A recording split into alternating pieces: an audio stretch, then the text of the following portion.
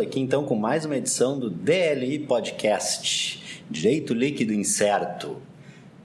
Retomando mais uma vez aqui nossa rede social, perfil no Twitter, @DLI Podcast. Agora também estamos com os áudios no YouTube também, canal no YouTube, DLI. Isso. Busca lá no YouTube. Estamos aqui hoje, Alisson Capelari. Boa noite a todos. Eu, Sandro Moraes, que eu não me apresentei antes, né? Alisson. A volta do Sérgio de Lê. Olha só quem está de volta. Tirei férias do Sandro e do Alisson. Férias longas, né? Sérgio... Podemos dizer o mesmo, Sérgio. O Sérgio aproveitou Muito obrigado pela comida. Aproveitou para comer bastante açaí lá no Pará? Sim, tomei bastante e fiquei bastante em rede. Beleza. Então, seguindo hoje, indo para a parte séria, tá bom? Então, hoje temos aqui o nosso convidado, que é especialista em Direito Ambiental, mestre pela UFPEL e doutorando na PUC atualmente, né? Jones Blank. E aí, Jones, tudo certo? Boa noite, pessoal. É uma satisfação gigantesca estar no meio de um seleto grupo, né? Formado pelo Alisson, pelo Sérgio e pelo... Deixa só Alisson e Sérgio o suficiente. Seleto grupo. É realmente um trabalho que está sendo bastante chamativo que vocês vêm fazendo, é um trabalho informativo, elucidativo, que vem mostrando uma abordagem de diferentes e importantes temas, e esse é mais um deles, né? Hoje a gente vai falar sobre Big Data, e ao lado de inteligência artificial, internet das coisas, e entre outros grandes temas, é de bastante importância, e conversa muito com a área tecnológica e com o direito, né?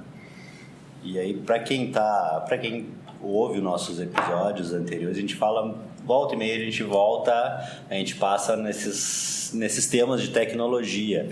E aqui a gente vai trazer um pouco dessa questão do Big Data e falar um pouco da aplicação disso na área de direito ambiental também.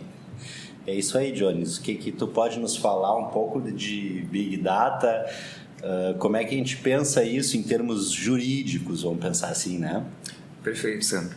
Primeira coisa que a gente tem que tirar da cabeça é a ideia de que o Big Data é simplesmente um grande banco de dados digitais, né?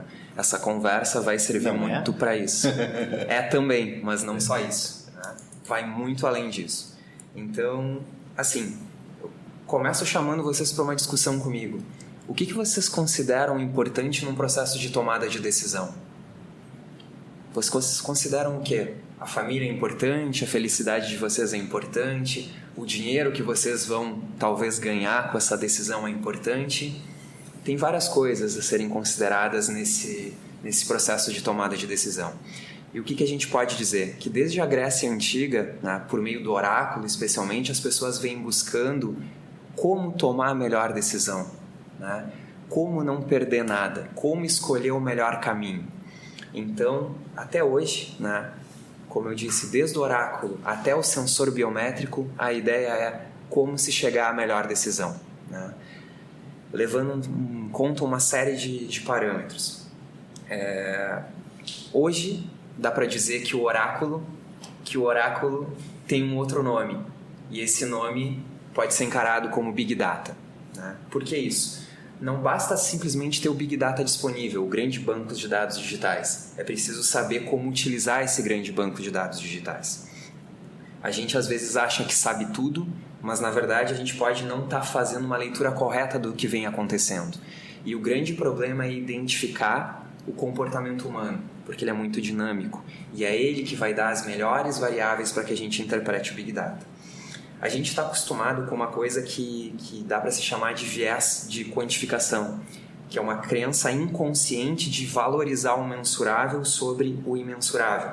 Ou seja, a gente pensa que uma simples tabela no Excel, uma simples planilha de Excel vai resolver o nosso problema. Então a gente está acostumado a quantificar as coisas e deixando às vezes de qualitativamente considerar algumas coisas importantes.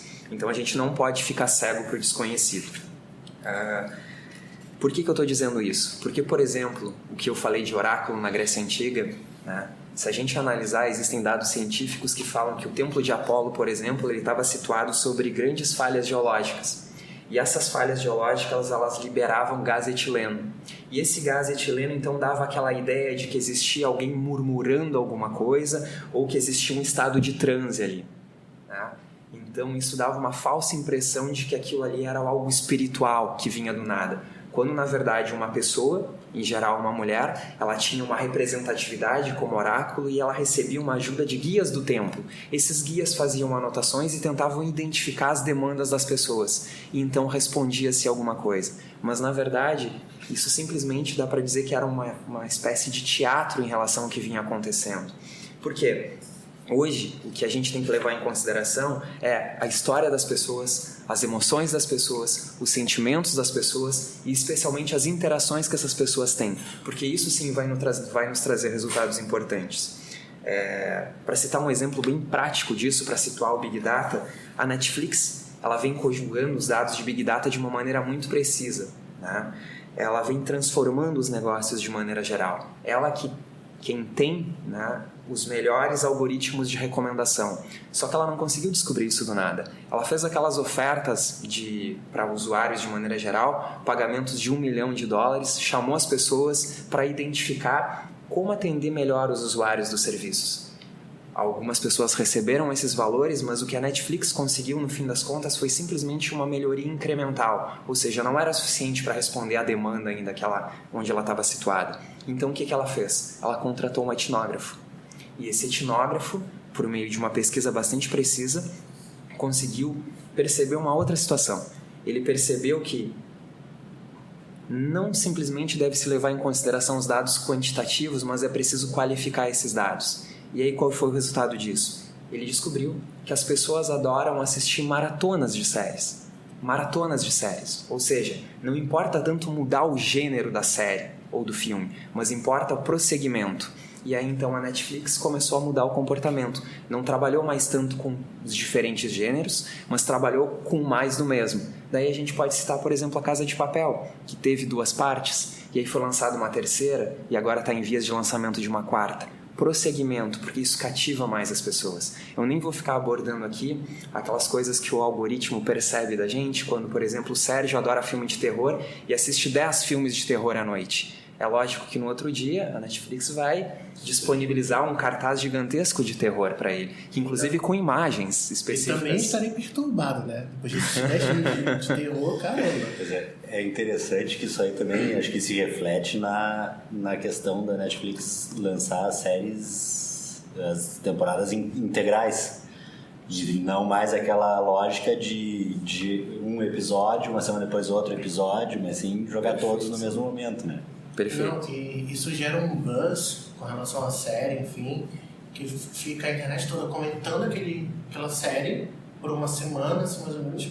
E para você participar desse buzz, você também tem que assistir toda a série nesse curto espaço de tempo. Então, realmente, não só as pessoas adoram, como elas se sentem até um pouco assim mais obrigadas a assistir assim, para se sentir parte para se integrar na rede social, poder discutir alguma coisa. Não ficar de fora da mão.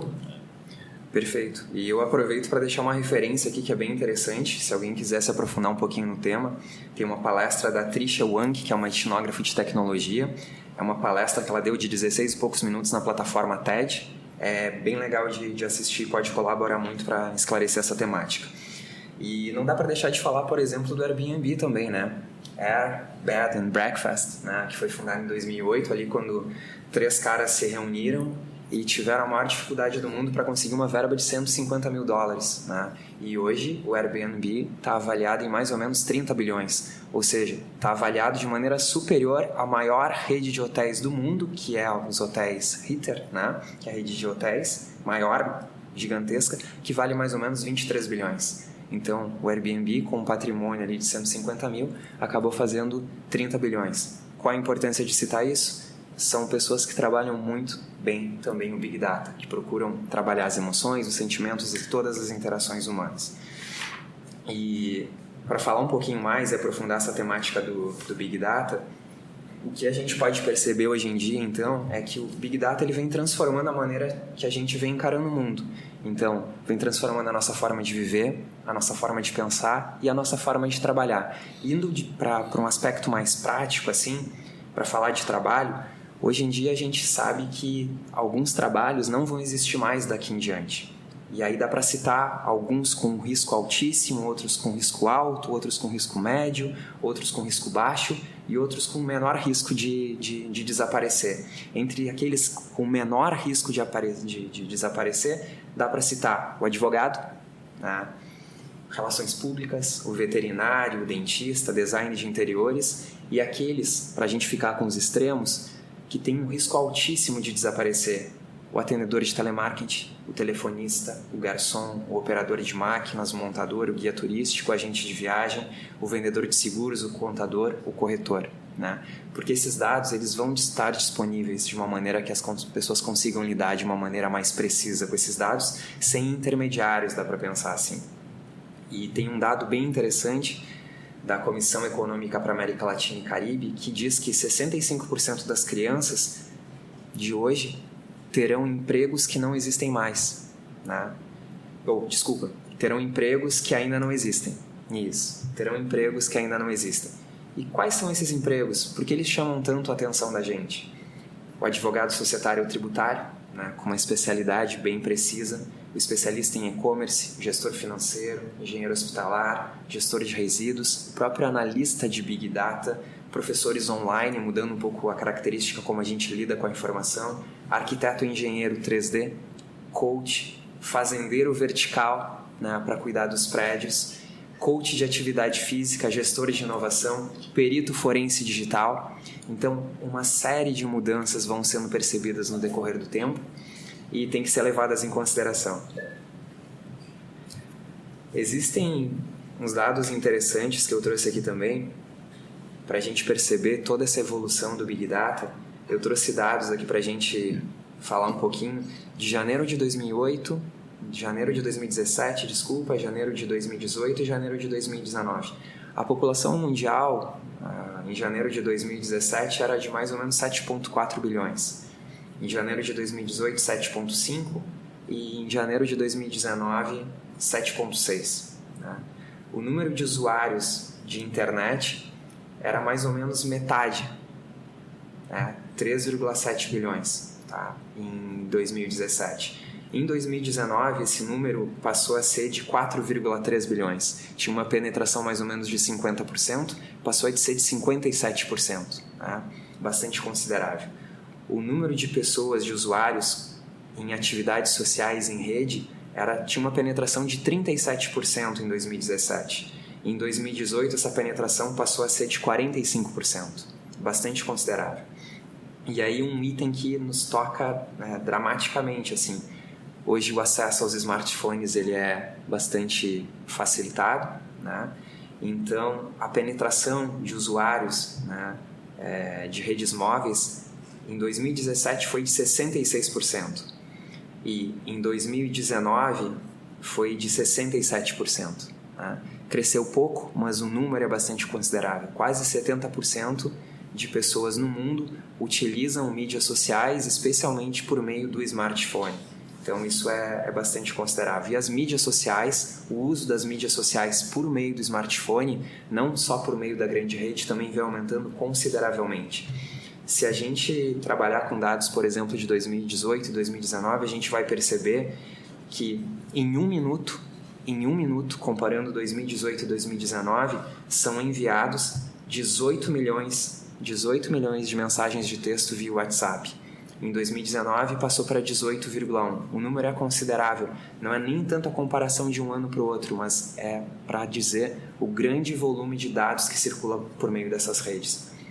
O YouTube, que passou de 4.3 para 4.5 vídeos acessados, vídeos assistidos em um minuto, gente. 1 minuto, 4,5 milhões de vídeos assistidos no YouTube, né? O número de scrollings, que são as rolagens via Instagram, aumentando assustadoramente. O número de usuários do Tinder crescendo assustadoramente. E as horas de Netflix, em um minuto de 2018 para 2019, cresceu 3 vezes, era de mais ou menos 266 mil horas assistidas, passando a quase 700 mil horas assistidas e assim em diante. Por que eu estou dizendo isso? A capacidade de processamento de dados para lidar com tudo isso, ela tem que se agigantar, né? E para citar um grande nome que vem sendo trabalhado especialmente nesses últimos anos, que é o do Harari, né? Que escreveu Sapiens, depois escreveu Homo Deus e finalizou aí essa saga, digamos assim, com 21 lições para o século XXI. Ele chama atenção para algumas coisas. Ele vai dizer que o biólogo, de um lado, ele está preocupado em entender o cérebro humano, o corpo humano e as emoções humanas de maneira geral. Do outro lado, a gente tem o cientista da computação preocupado com o processamento de dados. E quando a gente conseguir reunir essa revolução biotecnológica que vem acontecendo, junto com essa revolução da tecnologia da informação, que é o processamento de dados, a gente vai perder o livre-arbítrio, porque a gente não vai ter mais o controle das informações. Então, em uma passagem do livro que ele fala sobre liberdade, ele diz assim: o Big Data está vigiando você. O que ele diz com isso? Ele vai dizer que muitas vezes a gente está super preocupado com o nosso próximo dia, quando na verdade o Big Data já traz todas as informações desde o nosso nascimento, que vai respaldar desde consultas médicas até o processo de tomada de decisão para a nossa vida de maneira geral. É um pouco assustador, né? Verdade, mentira, mas é algo que a gente tem que se preocupar um pouquinho. Um panorama otimista esse. Olha, Big Brother, do 1984 ao Big Data atual. Eu costumo dizer o seguinte: quando a gente leu 1984 e via aquele Big Brother que era imposto, a gente achava um absurdo e tal. Hoje a gente tem um Big Brother por vontade própria. Claro. Não é nada imposto para nós. A gente vai lá e faz uma conta no Google, faz uma conta da Apple, da Microsoft ou o que for. Anda com o nosso smartphone lá que registra toda a movimentação, registra os pagamentos feitos nas plataformas de pagamento. Pagamos o café hoje com uma dessas, que ele está identificando pela localização onde eu estou, se eu quero pagar tal estabelecimento. E está tudo disponível. E mais os chineses que sabem da nossa movimentação pelo relógio também. Bom, então dá para dizer sim que é bastante importante se preocupar com esses dados, não simplesmente com a disponibilidade desses dados, mas com o bom uso desses dados. Ter um controle adequado desses dados que circulam pela rede. Para talvez caracterizar de uma maneira um pouco mais precisa o que seria o Big Data, dá para dizer que nesses últimos anos os dados disponíveis na rede eles vêm aumentando numa projeção aí de mais ou menos 40%, segundo dados científicos que a gente encontra na rede. O Big Data, então, ele se preocupa, né, com 3 Vs. Doutrinariamente é classificado dessa forma: com o volume de dados, com a variedade desses dados e com a velocidade desses dados. Alguns autores colocam o valor desses dados como um 4º V a ser integrado, mas 3 vezes é suficiente, porque tem um fluxo muito grande de informações em tempo real e as pessoas estão usando muito as mídias sociais, né? Então, esse uso está crescendo rapidamente e passa a ser importante, então, como identificar a disseminação dessas informações via tecnologia, especialmente tecnologia móvel. Então, dá para dizer que, como eu falei anteriormente, o Big Data está transformando realmente a forma como a gente está enxergando a vida, como nós vivemos, como a gente trabalha, como a gente pensa. Tem um pesquisador do Google, que eu não sei se ele atualmente trabalha no Google ainda, mas ele integrou a equipe do Google e ele traz uma boa caracterização para o Big Data. A gente pode imaginar mais ou menos o seguinte: um desenho numa caverna, uma fotografia tirada, ou mesmo a gente pode trabalhar com imagens. O que eu quero dizer é que a gente vai trabalhar com imagens. A gente imagina um desenho numa caverna, a gente imagina uma fotografia ou uma pintura de um grande autor. Essas 3 coisas que são as mais comuns. Isso, na verdade, nada mais é do que uma imagem, né? São imagens. Se a gente pensar o deslocamento da imagem no tempo, a gente pode montar um filme, não é? Mas uma imagem, ela é diferente de um filme. Se a gente trabalhar um filme com a montagem de uma imagem, o que a gente está fazendo na verdade? A gente está mudando a substância das coisas. E isso é o Big Data. O Big Data vai te dizer, existem dados ali disponíveis na rede, mas se tu lançar um olhar diferente sobre isso, que basicamente envolve o comportamento humano, tu pode ter uma substância totalmente diferente daquilo que tu está procurando, né? Essa etnógrafo que eu falei para vocês, que tem disponível nas conferências via TED, ela fez um estudo bastante interessante. Ela trabalhou lá em 2009, ela foi pesquisadora da Nokia e ela foi trabalhar com pessoas de baixa renda. Então ela viajou mediante financiamento da Nokia e fez todo um estudo e identificou que as pessoas de baixa renda tinham muito interesse em adquirir smartphones, né? E ela levou essa informação para a Nokia e a Nokia não considerou essa informação porque pensou, olha, pessoas de baixa renda, como é que vão adquirir um smartphone? Foi a época que a gente tinha os iPhones, sabe, lançando toda aquela ideia de tecnologia, trazendo coisas novas. Ela levou essa informação para a Nokia não considerou. O que aconteceu com a Nokia? As ações despencaram em mais de 70% em menos de um ano, né? E as outras grandes empresas, né, como a Apple, por exemplo, que considerou as informações que estavam circulando na rede de maneira diferente, principalmente interagindo em relação com o comportamento humano, fez o devido uso do Big Data e passou a se alavancar no mercado. Então, utilizar adequadamente os dados de Big Data é imprescindível hoje para a gente chegar em resultados equilibrados e resultados melhores. Essa questão da Nokia é até interessante, porque a Nokia ela não conseguiu acompanhar a Apple, nem a Nokia, nem uma outra empresa agora que está me fugindo do nome, mas que fazia... Os que faziam tinha BlackBerry, a Sony e a Ericsson tinham uma linha boa. Isso. Na época. Enfim, tinha toda uma linha voltada. Recordar e viver, né? Que estava crescendo. E daí chegou o iPhone, uma tela, um toque muito mais rápido, muito mais... Quem se aproveitou foi a Google, que lançou o Android e disponibilizou para todas as fábricas de smartphone. Sim, daí a Nokia demorou a pegar o Android. A Nokia ficou com o Windows. Mas o detalhe todo... Eu tive um. Mas o detalhe todo nessa, da Nokia... Caiu nessa. Mas não era de todo ruim. Não. Tanto que continua até hoje, né? Tá louco. Desculpa, Zé. Mas o detalhe da Nokia é que, justamente, ela depois se segmentou, fez uma linha de smartphones de entrada, digamos assim, chamado Dumb Phones, enfim. E estava conseguindo mercado, mas ainda assim ela não estava conseguindo. Então, foi até desfeita, tentou ir para o Windows Phone, enfim. Aí hoje a Nokia mesmo, ela é uma empresa que existe toda uma parte que é voltada para saúde ou outros segmentos tecnológicos, mas a marca Nokia para telefone é nada. É agora, na verdade, gerenciada por uma outra empresa, que não é a Nokia. Isso é muito engraçado de ver a trajetória da Nokia nesse sentido, de não ter observado no seu tempo que estava evoluindo a coisa, né? Justamente de transição, isso daí é realmente... Bom, então, para a gente alavancar essa questão do Big Data, dá para dizer que o Big Data ele pode melhorar a compreensão do próprio comportamento humano, né, de maneira geral. E ele também pode ser encarado como uma forma de oferecer políticas públicas de apoio ao desenvolvimento, principalmente sob três pilares, assim.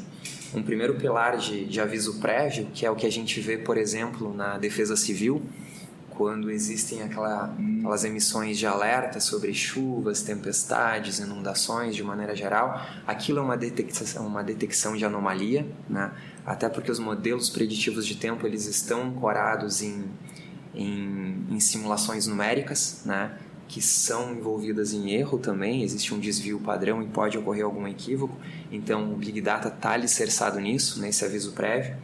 Em outra situação também que é importante o Big Data é na conscientização em tempo real. Eu posso acompanhar o trabalho governamental que vem sendo realizado, posso interagir, posso efetuar cobrança também. E o feedback em tempo real. À medida que eu posso cobrar também, as pessoas conseguem me dar um retorno relativamente a essa cobrança, mudando algum programa, alguma política pública de intenção.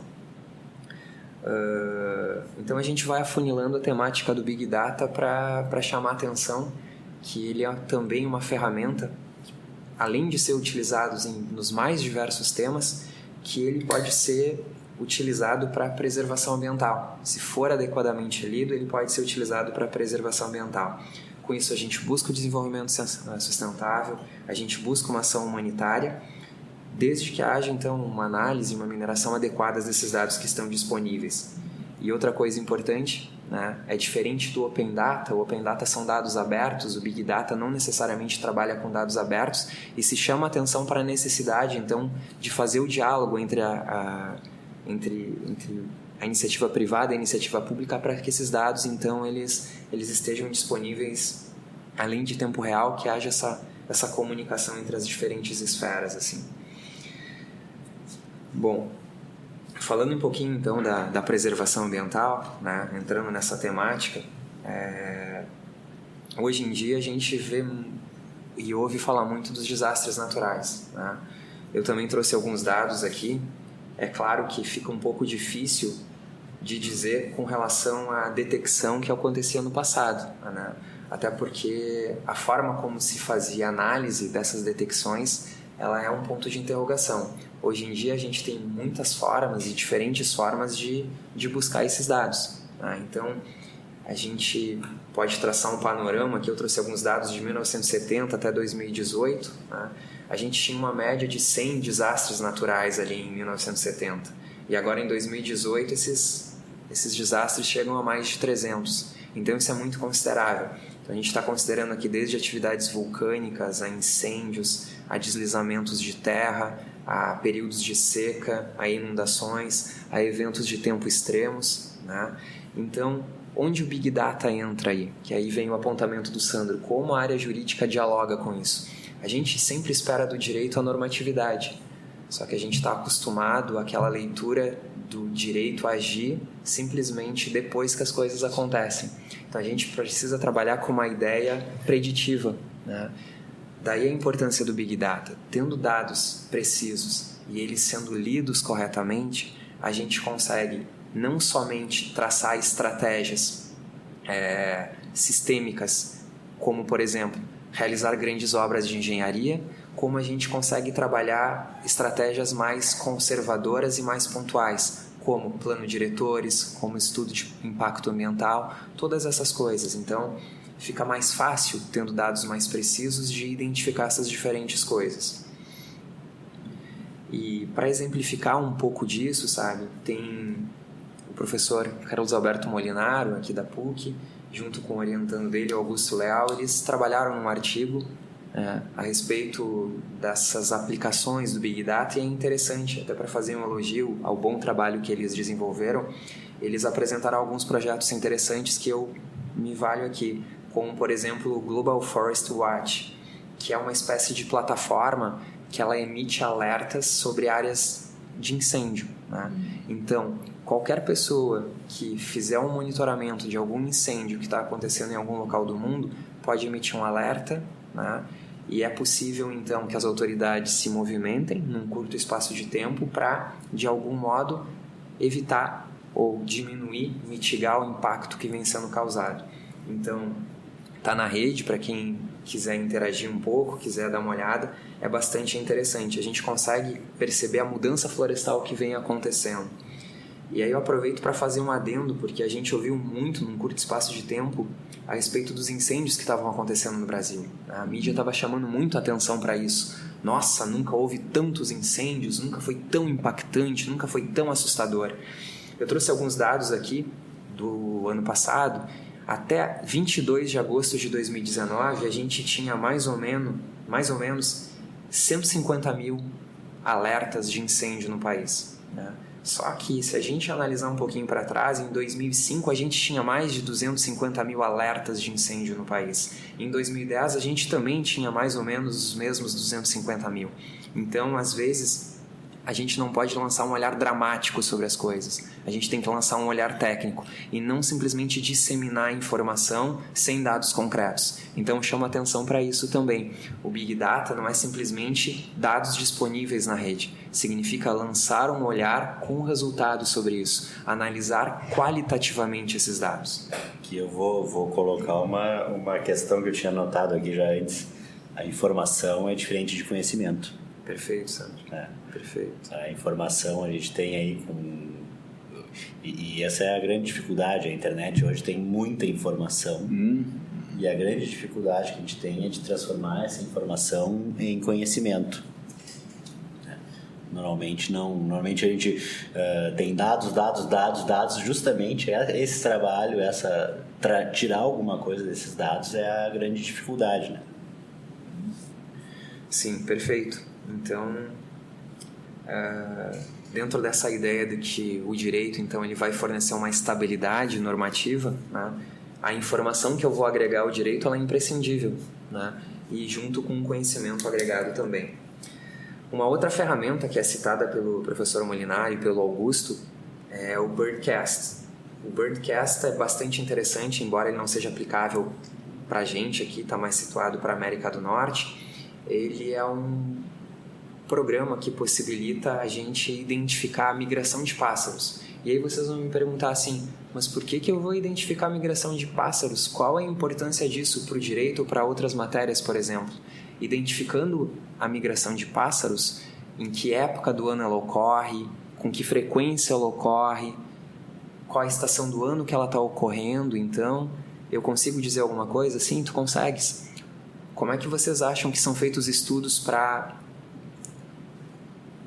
fazer a instalação de turbinas eólicas? É dessa forma?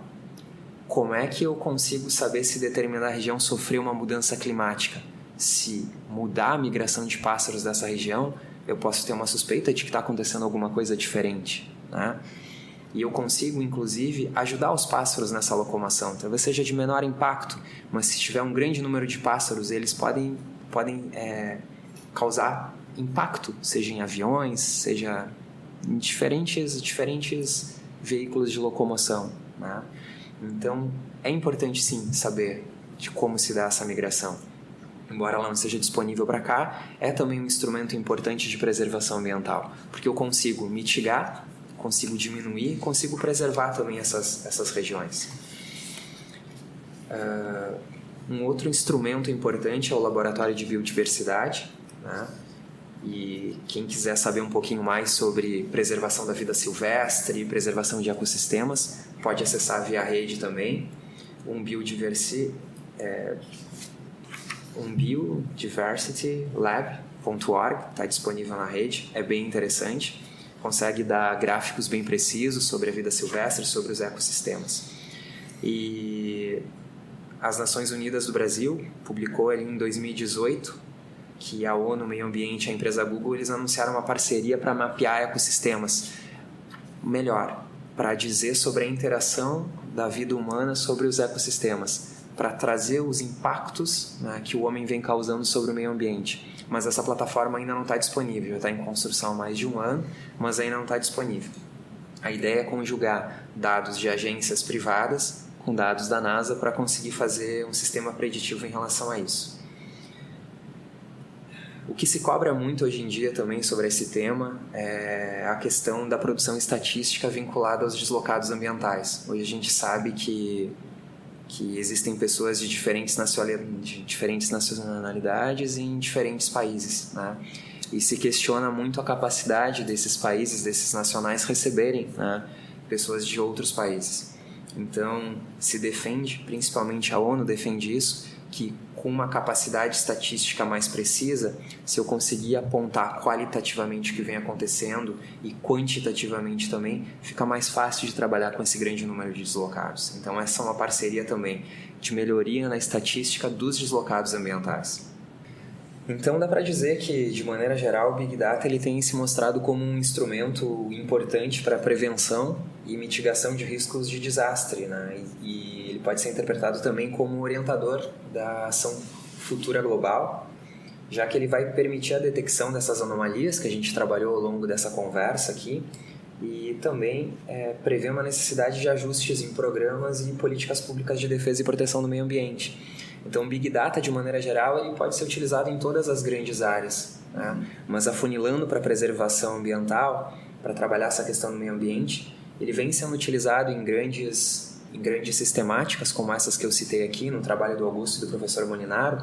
Para quem quiser pesquisar um pouquinho mais, ter um pouquinho mais de informações, eles publicaram esse artigo na revista Veredas do Direito, na edição de janeiro a abril de 2018. O artigo está intitulado Big Data, Machine Learning e a Preservação Ambiental, Instrumentos Tecnológicos em Defesa do Meio Ambiente. É um artigo bastante interessante que trabalha essa questão da tecnologia, da aprendizagem de máquina, né, e do Big Data, e junto com o meio ambiente. E me parece interessante que essa aplicação aí, ela vem, a ideia de aplicação do Big Data na questão de pensar em precaução e prevenção, né? Exato. Essa é a ideia. Não simplesmente preservar o meio ambiente, mas prevenir de pontos de interrogação aí, auxiliando em questões como aquecimento global, utilização adequada da agricultura, combate de doenças, né? Mapeamento e cruzamento de informações, auxiliando então em todo o processo de tomada de decisão. Acho que essa é a peça-chave do Big Data, tomada de decisão. E hoje a gente está em tempos assim, de Covid-19, né? O coronavírus, houve todo esse fenômeno que é ao mesmo tempo natural e artificial lá na Austrália. Obviamente que as queimadas lá são naturais, só que houve também uma certa intervenção humana. E eu consigo ver assim,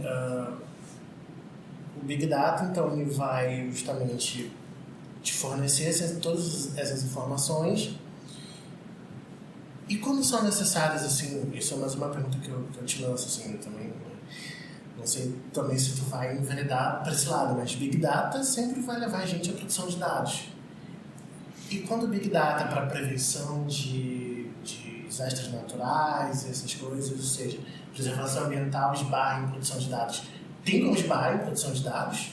Ou esses dados eles são muito mais objetivos no sentido de observação da natureza, observação de atividade sísmica, essas coisas, né? Só para provocar um pouquinho, quando tu falou em coronavírus, a própria propagação dele, tu vai começar a ter que controlar onde as pessoas andaram, né? Sim. Aí tu aparece na Rastro, Itália, né? alguma pessoa vai dizer de onde é que veio, para dizer que ele foi para a China antes.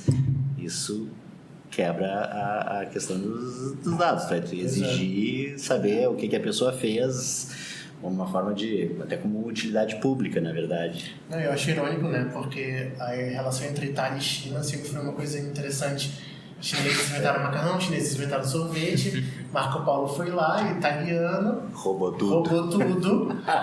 E agora a Itália foi de novo, né? Foi lá roubar o coronavírus para espalhar para a Europa. O coronavírus agora é italiano.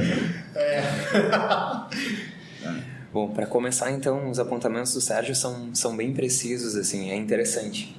Antes só de adentrar o questionamento do Sérgio, é importante dizer que a China está vivendo um momento de paralisação econômica, né? Mas é uma questão controversa. Paralisou economicamente, mas nesse mês, em relação ao mesmo mês no ano passado, 25% a menos de concentração, né, de gases de efeito estufa na China, por conta da paralisação econômica. Então, pegando os dados atuais, comparando ao mesmo período do ano passado, houve uma redução do dióxido de carbono em 25%.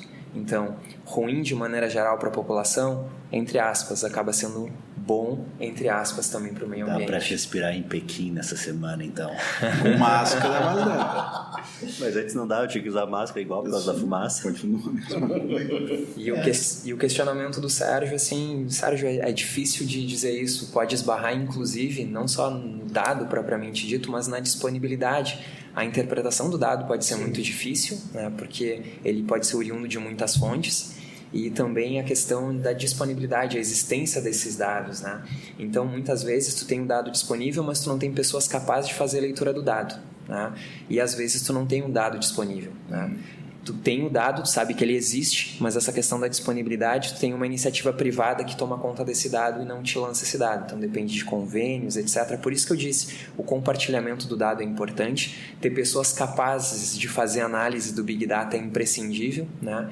E de maneira geral, todas essas grandes empresas que a gente citou aqui, Airbnb, Netflix, aí vai para a Amazon também, para grandes empresas corporativas desse meio, eles trabalham com leitores de usuário, pesquisadores de usuário, pessoas que estão ali na rede lançando algoritmos para desvendarem todas as nossas interações, os nossos comportamentos, as nossas emoções, né? E esses dados estão disponíveis na rede. Aí é um assunto de outra órbita para trabalhar a privacidade desses dados aí, né? A questão que eu fiquei pensando durante toda a tua fala, Jones, é assim, dados tem. Isso daí a gente não questiona. Nunca tivemos tanta informação na história da humanidade quanto agora. Só que o que me preocupa é a origem desses dados. Vários desses dados são produzidos, inclusive, por pessoas, certo? São pelos usuários desse sistema, desses captadores de dados que fazem a análise do Big Data, que talvez não, assim, o próprio usuário faça sem ter um controle ou tão devido filtro. Tu já chegou esclarecendo que várias dessas empresas, grandes empresas privadas, têm pessoal capacitado ou sistemas capacitados para fazer a filtragem de informação, a filtragem da informação que chega através dos Big Data. Mas a pergunta que eu faço não é nem tanto a respeito da iniciativa privada, certo? É mais na parte do controle governamental desses dados. Os dados podem ser interpretados de diversos modos, principalmente na parte ambiental, certo? Dependendo do viés do programa dado por um eventual governo, certo?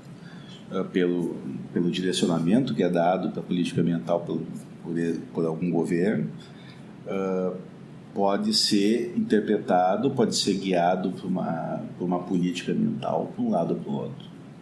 Essa que é a questão que eu boto. Nem sempre se tem convênio, nem sempre se tem organismos internacionais para pegar e filtrar isso daí, e a gente vê que a ONU, que a gente falou, e outros organismos estão indo para um lado, enquanto o governo, o nosso, está indo para outro. Certo? Como é que a gente vê essa contradição a respeito desses dados? É excelente a tua pergunta e as tuas afirmações, Alisson, e é algo bastante delicado. Uhum. A gente passa por uma análise de cunho ideológico, né, do governo que a gente vem percebendo no dia a dia. Uhum. A gente sabe que essa questão ambiental, ela não vem dialogando da maneira como a gente espera nos dias atuais no Brasil.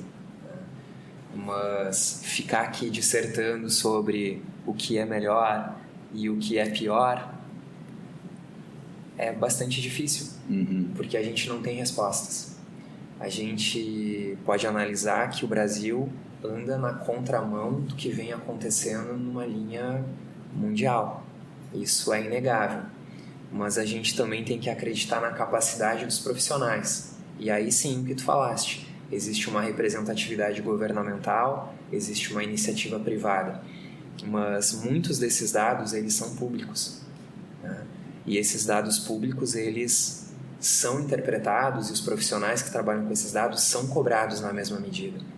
Obter resultados de acordo com isso não é tão difícil. O problema é quando existe uma representatividade, e esse é o maior problema, porque se tu mudares a linha de raciocínio, tu muda a filosofia do governo. Então tu entra num contraponto. Então fica difícil responder a tua pergunta, Alisson, mas eu acredito que a gente tem visto avanços, né, na área ambiental, e espero que esses avanços eles sejam considerados, que eles sejam destacados e que a gente continue avançando e a gente não entra numa linha retrógrada, né, como a gente já vem percebendo em alguns pontos, né, que então a gente possa continuar acreditando num judiciário forte para combater o que for possível, né, e que a gente melhore dentro do que nos for proporcionado e que cada um também faça a sua parte, né, desde uma esfera residencial ou na própria empresa, que a gente consiga fazer alguma coisa em prol do meio ambiente com dados ou sem dados. Certo. Então, já finalizando aqui o episódio,